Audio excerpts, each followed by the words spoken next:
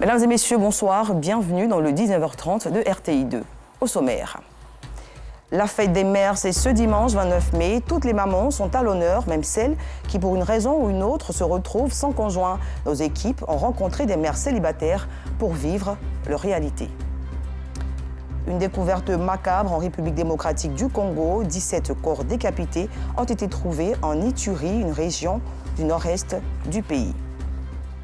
Et ce soir, nous recevons une invitée sur notre plateau, le professeur Anna Touré-Ekra, gynécologue et spécialiste de la prise en charge des couples infertiles à Abidjan.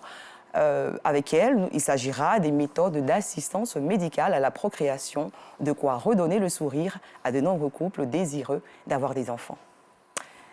Elles sont de plus en plus nombreuses, ces femmes qui se retrouvent sans conjoint à jouer le rôle du père et de la mère pour leur enfant.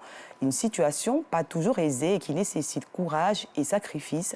En prélude à la fête des mères qui sera célébrée ce dimanche, notre reporter Anicette Conan-Blessing s'est rapprochée du quotidien de ces mères célibataires. Reportage. Quartier Trois-Rouges dans la commune de Yopougon. Dans l'une des cours de ce quartier, vit Gisèle, la vingtaine révolue. Son désir de fonder une famille avec son amoureux après sa grossesse fut un grand échec. Il n'est plus ici, la gagne. Voilà. Donc il vient ici, on se voit, lui retourne. C'est ça que j'ai pris la grossesse. Mais quand j'ai su que j'étais enceinte, je l'ai appelé pour lui dire que je suis enceinte. S'il peut venir connaître les parents. À chaque fois que je l'appelle, il me dit je viens, mais il ne venait jamais. Donc papa m'a dit de laisser tomber. Aujourd'hui mère célibataire, elle a dû abandonner ses études pour entreprendre en vue de subvenir aux besoins de son enfant. Une force de caractère qui ne laisse pas ses clientes indifférentes. Elle est courageuse. En tout cas, passer de son cas, c'est pas facile, c'est très dur. La grande difficulté de Gisèle, c'est de travailler et s'occuper de son fils de 2 ans. Souvent même, je ne sais pas si je peux dire, pour payer mes couches, je suis obligée d'aller prendre et puis travailler, le lendemain je paye ça. Je ne prends crédit et puis le lendemain je paye parce que ça va pas. Et puis souvent même c'est sa grand-mère là qui paye ses petites bouteilles, les petits trucs du matin pour lui donner. Parce que souvent même je n'ai rien, pas jamais dire. Fort heureusement, elle peut compter sur l'aide de ses parents. Pas facile, mais t'as fait comment? C'est ton enfant. Tu ne veux pas dire comme elle est enceinte là, je vais l'abandonner, mais je vais la mettre dehors. Si quelque chose arrive là, c'est toi encore, tu vas avoir des remords donc là. C'est que sûr. On a accepté. Et puis Dieu merci, comme elle maîtresse, elle fait pied, elle fait la couture, donc ça a aidé quand même. Elles sont nombreuses ces jeunes mamans qui éduquent seules leurs enfants. Ici, à la Riviera Bonoumen, dans la commune de Cocody, nous rencontrons Sandrine, une mère célibataire qui s'occupe seule de sa fille depuis maintenant 5 ans. C'est bien ma chérie, c'est bien ma chérie. Sandrine est une professionnelle de la communication et chef d'entreprise. L'éducation de sa fille passe avant tout. Je porte la casquette de la mère et du père en même temps, mais j'avoue que ça me permet moi-même de me forger, ça me permet de découvrir des facettes de moi. Sa fille de 5 ans a une histoire particulière. Ma petite, elle est née à 6 mois, 2 semaines, très grande prématurée. Elle a fait 3 mois dans la couveuse. Les gens avaient pronostiqué que la petite n'allait pas vivre. Et aujourd'hui, elle est là. Pour Sandrine, être une mère célibataire n'est pas une fatalité, même si cela est mal perçu dans la société. Ça fait 4 ans aujourd'hui que je suis maman, donc quand je fête la fête des mères, je la fête avec le cœur. Être une mère célibataire n'est pas une chose aisée. Ces mamans qui se battent au quotidien pour s'occuper de leurs enfants sont de plus en plus nombreuses. Une situation qui devrait interpeller les autorités sur une politique sociale adéquate pour ces mères seules. Le dispositif de prévention contre la Covid-19 ne faiblit point en Côte d'Ivoire. À Yopougon, une commune de la capitale économique ivoirienne, un vaccinodrome a été aménagé, une trouvaille du ministère de la Santé, de l'Hygiène publique et de la couverture maladie universelle pour rapprocher les riverains du vaccin contre la Covid-19. Joël Gosset. C'est l'une des initiatives sans doute les plus créatives dans la stratégie de lutte contre le Covid-19 en Côte d'Ivoire. Le vaccinodrome, un établissement sanitaire de proximité bâti sur une superficie de 600 mètres carrés. Il vise à sensibiliser et vacciner les populations contre l'épidémie. En tant qu'enseignant, c'est mon devoir d'abord de faire le vaccin parce que je suis en contact avec des personnes extérieures. Et donc c'est ce qui nous a motivés à faire le vaccin. Et ceux qui viennent, on leur explique. Voilà. Il y en a qui viennent pour le voyage, il y a d'autres aussi qui viennent parce qu'on leur a demandé de venir faire le vaccin. On leur explique. On leur dit qu'il y a des vaccins à une seule dose. Il y a des vaccins, quand on fait la première dose, 2 mois après, on fait la deuxième dose. Donc on explique comme ça et puis ils choisissent le vaccin qu'ils veulent faire. Le vaccinodrome de Yopougon, les Toits Rouges, est le fruit d'un partenariat entre le ministère de la Santé, de l'Hygiène publique et de la couverture maladie universelle et l'ONG Village Reach. On a vraiment travaillé en collaboration avec le ministère de la Santé, que ce soit au niveau central, au niveau du district. Et donc, nous, on a demandé au niveau du district quel est le site qui serait le plus accessible par la population. Donc on nous a proposé 3 sites, en considérant tous ces différents paramètres, c'est-à-dire la localisation et aussi en voulant moins impacter la vie de toujours des populations de Yopougon. Donc nous avons décidé de le mettre ici, au niveau du centre de BAE, qui est bien connecté par rapport aux différents quartiers de Yopougon-Est. Quelle stratégie nous adoptons de nous rapprocher d'eux pour faire en sorte que, pour leur dire que le vaccinodrome existe. Vous savez, le ministre Pierre Demba a toujours voulu que nous nous rapprochions de nos populations. Donc en allant vers eux, nous les amenons à venir fréquenter ce site. Les populations sont encore réticentes et les populations veulent plutôt que nous allions vers elles. Et c'est cette stratégie que M. le ministre a souhaité que nous le fassions pour que nous prenions conscience que nous devons être vaccinés pour pouvoir protéger les autres. À travers le vaccinodrome et plusieurs autres initiatives, le ministère de la Santé, de l'Hygiène publique et de la couverture maladie universelle a réussi la difficile mission de faire administrer plus de 12 millions de doses de vaccins aux Ivoiriens contre un objectif de 7 millions en décembre 2021. L'objectif du vaccinodrome est d'accroître ce chiffre satisfaisant en vaccinant en moyenne 1000 personnes par jour. La deuxième édition du Forum international Voilée et entreprenante a ouvert ses portes ce jeudi dans la commune de Cocody. Ces assises visent à offrir des opportunités d'affaires aux femmes voilées. Nous sommes garés. On les reconnaît par leur voile dont elles assument le port. Issues des divers secteurs d'activité, ces femmes ont vu leur leadership reconnu à l'occasion de la deuxième édition du Forum international Voilée et entreprenante. Au nombre de 23, ces femmes ont été encouragées et félicitées pour leur engagement à promouvoir le voile. Elles ont reçu des enveloppes allant de 500 000 francs à 4 millions de francs CFA. Aujourd'hui, nous avons reçu un chèque de 4 millions pour nous accompagner dans l'évolution de notre activité. Et nous tenons à remercier la Fondation Nobala qui nous accompagne. Et nous avons eu des formations sur l'entrepreneuriat, sur la connaissance de soi-même d'abord, sur la gestion des finances de l'entrepreneur, du projet, du business, sur le mindset même de l'entrepreneur également, et plusieurs modules aussi riches les uns que les autres. Ce forum, initié par la Fondation Nobala, vise à briser les préjugés à l'endroit des femmes voilées. Mieux, leur donner l'opportunité de faire montre de leur savoir-faire.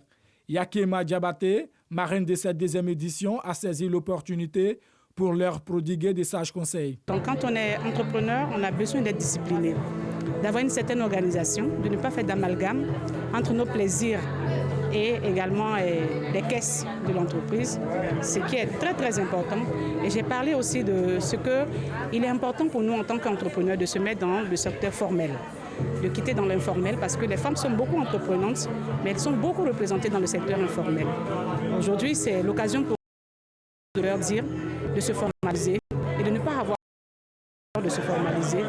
Et c'est en ce moment qu'elles pourront retracer comme des vraies actrices de développement sur le plan économique. Si elles étaient placées au second rang dans la société ivoirienne, les femmes musulmanes arrivent de plus en plus à s'affirmer. C'est pourquoi l'imam Moustapha Soumaoro, représentant le Conseil supérieur des imams, des mosquées et des affaires islamiques, COSIM, n'a pas manqué de traduire sa gratitude aux initiateurs du forum. Démarrée ce 26 mai, cette deuxième édition du Forum international voilée et entreprenante, FIVE, se tiendra sur 3 jours.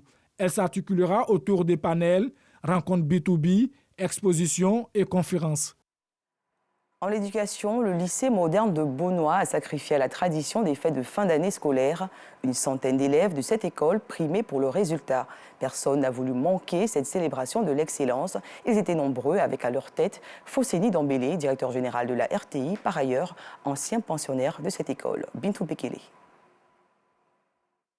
Des bâtiments vétustes avec des toits décoiffés. C'est le triste visage du lycée moderne de Beaunois construit en 1979. Quand il pleut, l'eau stagne dans plusieurs salles de classe. C'est dans ces conditions que 100 élèves se sont démarqués par leur abnégation au travail. Ricardo est le meilleur d'entre eux, avec 17 de moyenne. Ça donne un peu de temps à l'amusement, mais j'étudie beaucoup. Les filles doivent le parler de KS Bloom. Est-ce qu'elles sont là? Nous sommes à la journée d'excellence et du mérite du lycée moderne de Beaunois. Une journée à laquelle les premiers élèves de cet établissement ont pris part, au nombre desquels le DG de la RTI. Il est le parrain de la cérémonie. 43 ans après, Fosséni Dambélé retrouve son établissement dans un état peu reluisant. Voir des élèves avec 15, 16, 17 de moyenne, c'est-à-dire qu'il y a un vivier, il y a un potentiel, il y a du travail qui s'est fait. Mais aussi avec un petit pincement au cœur de voir que les bâtiments par endroits ont subi l'effet du temps et qui ont besoin de quelques efforts de réhabilitation. Et je sais que tout le monde est interpellé, nous en tant qu'anciens, tout le lot des anciens, mais aussi toutes les autorités décentralisées. Donc je pense que des efforts vont être faits pour permettre au lycée, ancien CG venu lycée aujourd'hui, de retrouver, en tout cas pour ce qui concerne l'infrastructure, son lustre d'antan. Une situation urgente certes, mais elle n'entache en rien les efforts des enseignants et apprenants pour produire de bons résultats scolaires. Madame la ministre nous demande de former des citoyens responsables. Et c'est ce que nous essayons de faire. Donc nous célébrons cette journée-là pour montrer qu'au-delà de ce qu'on a comme image de l'école à Beaunois, on a aussi des élèves qui sont excellents. En attendant que des travaux de rénovation soient faits, les 4369 élèves et 132 enseignants du lycée moderne de Beaunois célèbrent l'excellence dans une ambiance bon enfant. Une heure de culture dans ce journal, il s'était retiré de la scène musicale. Pape Niepo, désormais de retour sous les projecteurs. Le transfuge de la compagnie Le Village Quilly signe son retour de fort belle manière avec à la clé un concert le 4 juin prochain. Asita Sogodogo, notre reporter, est au cœur des préparatifs. Doudoumba, djembé, basse, congas. C'est au son de ces instruments de musique que Pape Niepo, artiste, chanteur, musicien, chorégraphe, prépare son spectacle prévu le 4 juin prochain au village Quilly, à la Riviera 2, dans la commune de Cocody. La graduation de ce choix musical, là, en fait, ça a toujours été le même concept. Depuis même le premier album, je parlais de, en ce moment je disais le jazzou, en fait, mais c'était toujours Zouglou et jazz. Et après, analyse, en continuant, je me suis rendu compte que non, il fallait revenir vraiment à la source, qui était le woyo. Peu importe ce qu'on fait comme genre musical, mais on a un objectif. C'est non seulement d'égayer les gens, mais moi je dirais pour aller un peu plus loin, pour essayer d'élargir un peu la conscience des gens par la joie, par la transmission aussi, par les tambours, par les chants, par la danse. Voilà un peu quoi. Musiciens et danseurs, des jeunes pétris de talent avec une énergie débordante, esquissent des pas de danse rythmés au son des instruments de musique traditionnels. Ils comptent donner le meilleur d'eux à ce concert. Je suis au village Quilly, ça fait maintenant 6 mois. Nous sommes en formation, en même temps, on nous met dans les spectacles pour mieux être formés, quoi. Voilà, sinon, je suis une danseuse en formation. On se réveille on commence à 8h, on finit à 19h. Et puis, tout que le jour du concert, je vais être tout cassé.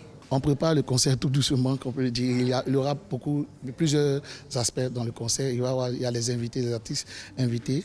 Il y aura le warrior, ça se passe bien. Un peu de difficultés, parce que tantôt il y a d'autres personnes qui ne sont pas. Mais en général, je pense que ça promet. Il y a quelque chose, c'est du balèze. Selon la direction de ce centre de formation au métier des arts et de la culture, ce concert marquera le retour sur la scène musicale de l'artiste musicien Pape Niepo et permettra la reprise des activités au village Quilly. Ouvrons la page de l'international au Sénégal. Abdoulaye Diouf Sarr n'est plus ministre de la Santé. Il a été aussitôt remplacé par Dr Marie Kémesse Ndiaye, jusque-là directrice générale de la Santé. La nouvelle est tombée hier, jour de l'Ascension. En République démocratique du Congo, 17 cadavres décapités ont été découverts hier au bord de la rivière Ituri, dans une région située au nord-est du pays. Ces victimes seraient visiblement des civils pris en otage et tués par les rebelles des forces démocratiques alliées. connaître autrement les joies de la maternité ou si vous voulez faire un bébé en dehors des voies naturelles, c'est désormais possible avec l'évolution de la science. Insémination artificielle, fécondation in vitro, la médecine offre aujourd'hui un large éventail à la reproduction. Et pour mieux développer ce sujet, nous recevons ce soir le professeur Anna Touré. Elle est gynécologue, spécialiste de la prise en charge des couples infertiles à l'hôpital général de Yopougon-Atié. Avec elle, nous échangerons sur les méthodes d'assistance médicale à la procréation, aussi appelée AMP. Bonsoir, professeur. Bonsoir, Madame Dosso. Alors, dites-nous, qu'est-ce qui justifie les problèmes d'infertilité du couple? Alors, on va plutôt parler de causes. Ces causes seront décelées à l'occasion des bilans que nous prescrivons aux couples infertiles qui consultent. Alors, que dit généralement ces bilans? Souvent, nous avons des causes. Il y a plusieurs causes. On ne va pas toutes les citer. Alors, il y a beaucoup de causes infectieuses. Il y a les causes masculines, beaucoup de causes masculines. Il y a des causes liées à notre environnement, notamment les fibromes. Il n'y a pas que ça, mais c'est les plus marquants souvent. Alors, on a tendance à dire que c'est les femmes. Pourtant, les hommes aussi ont des problèmes. Les hommes et les femmes. Comment on détecte les problèmes des hommes, généralement? Les hommes, en général, c'est un seul bilan à la base, le spermogramme. Donc, c'est l'analyse du sperme, tout simplement. Et les femmes? Les femmes, il y a une batterie d'examens. Donc, au fur et à mesure qu'on va dérouler le bilan, on va l'affiner en fonction des pistes qui nous sont données par ce premier bilan. Alors, une fois les problèmes décelés, on a recours à la méthode d'assistance médicale à la procréation. Alors, dites-nous, qu'est-ce que c'est concrètement pour le citoyen lambda? Avant de développer, il faut dire que l'assistance médicale à la procréation est un aspect du traitement de la prise en charge. Donc, les couples infertiles ne vont pas passer par cette assistance. Alors, c'est un ensemble de méthodes qui vont nécessiter, n'est-ce pas, l'implication d'un laboratoire, n'est-ce pas, pour amener à avoir l'enfant de façon très schématique. Alors, en Côte d'Ivoire, quelles sont les méthodes les plus utilisées? Les plus utilisées, il y a l'insémination et la fécondation in vitro, mais surtout la fécondation in vitro, à cause des conditions, les femmes sont plus âgées et souvent leur parcours a été plus long.